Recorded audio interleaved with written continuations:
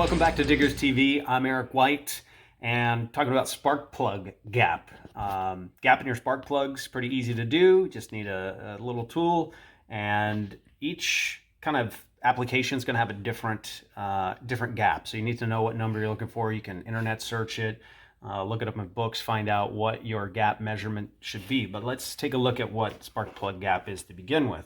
Okay, spark plug gap is the measure of space between this top electrode in the center and this armature that comes out over the top.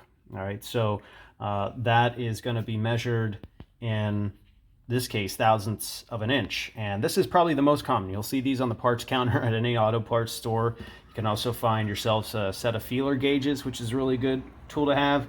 This is something a little more specialty. To be honest, I inherited this with a toolbox purchase and I've never used it, but it's a gapping tool where you kind of put your plug in here and slot it in to set your gap.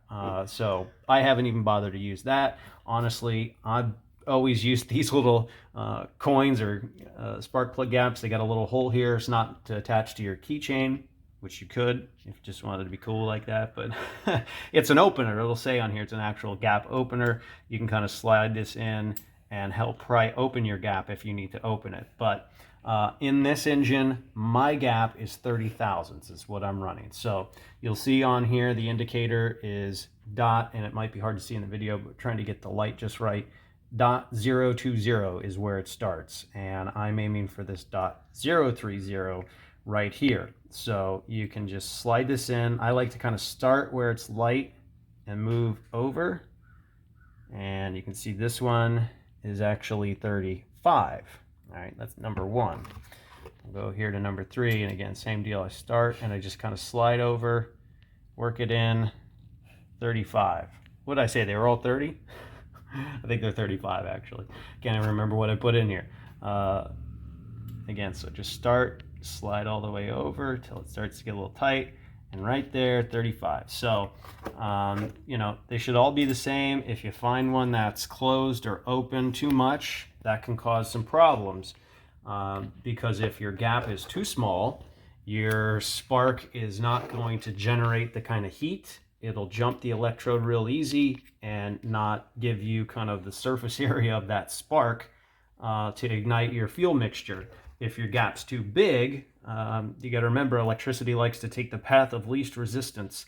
And so if your gap is too big, it's going to find another way to jump, and it could either be jumping on maybe some bad wiring in your vehicle and arc somewhere else instead of jumping across this spark gap and igniting your fuel, and that can cause some misfires in your engine. So spark plug gap, pretty easy little measurement to check, and you can adjust to get it just right. Again, I've always used these little dial gauges you get at the auto parts store, but you can use feeler gauges as well. You see this one, kind of hard to make out, but it's also 30 thousandths. You can slot it in there, make sure it fits right. So spark plug gap, good thing to check, make sure they're all right, because that can cause you misfires and issues in your engine if it's not. So check your manufacturer for what you're running on what your gap setting should be and get to gapping. I'm Eric White, it's Diggers TV. Let us know what you'd like to see or learn more about in the comments below, and share the channel. We're just getting this started, so we thought we'd put this out here. My cousin, my dad, myself, just videos of our race programs and what we do, and anything that others might find helpful or just fun to follow along. So let us know what you'd like to learn more about, whether it's in the racing world or just when it comes to automotive engines. Let us know in the comments below, and like and subscribe, share the channel. Thanks for watching Diggers TV.